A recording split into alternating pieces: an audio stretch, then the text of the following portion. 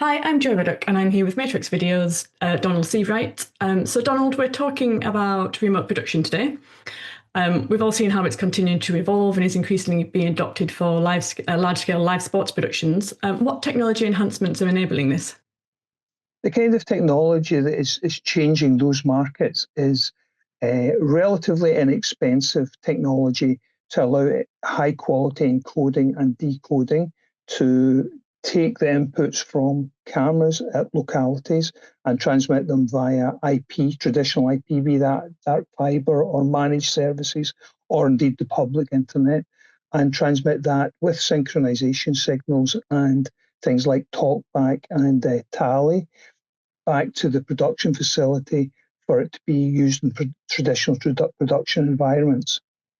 Mm-hmm. Another component of remote production is where the actual production is carried out.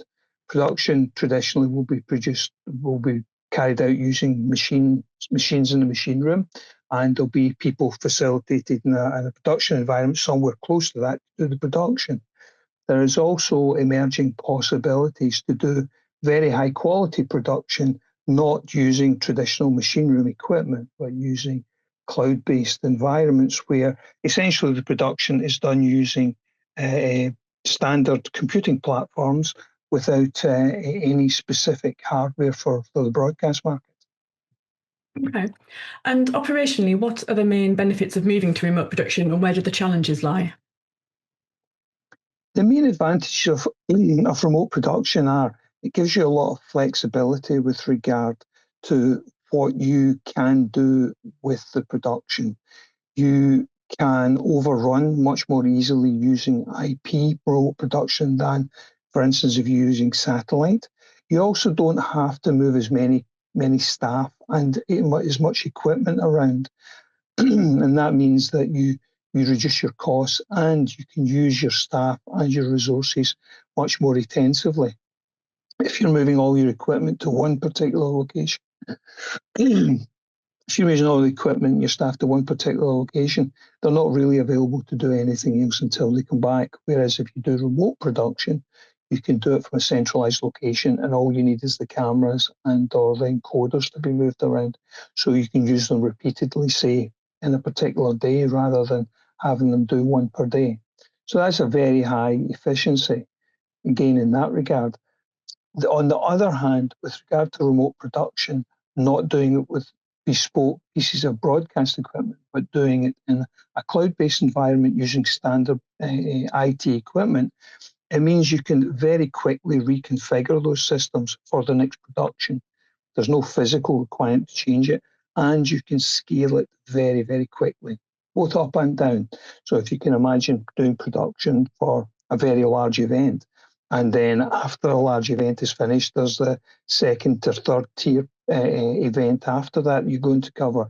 You may not want to have the same production facilities there, so you can scale those down appropriate to the event that you're wanting to cover. Absolutely. And what solutions does Matrox offer to enable this shift to IP and remote? Or the transport of video from position to position or to location to location. We have high quality, low latency, multi-channel encoders and decoders. Those can also include control of tally and has a talkback facility as well.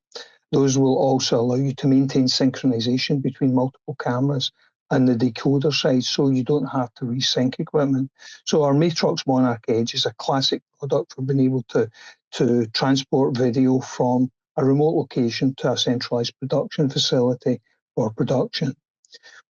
On the side of the actually where the production occurs, Matrox is amply represented in most traditional broadcast equipment in the machine room.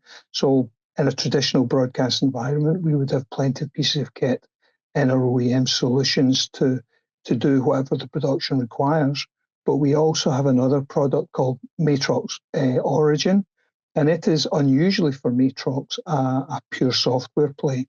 And it is to enable the same vendors who would use our OEM products in the machine room to port their applications to general IT platforms while maintaining the same performance as would have in the discrete pieces of technology they would have in the machine room today. That will allow them to relatively seamlessly move into a cloud-based environment, be that a cloud-based environment that's on-prem or a more general cloud-based environment from a public cloud provider.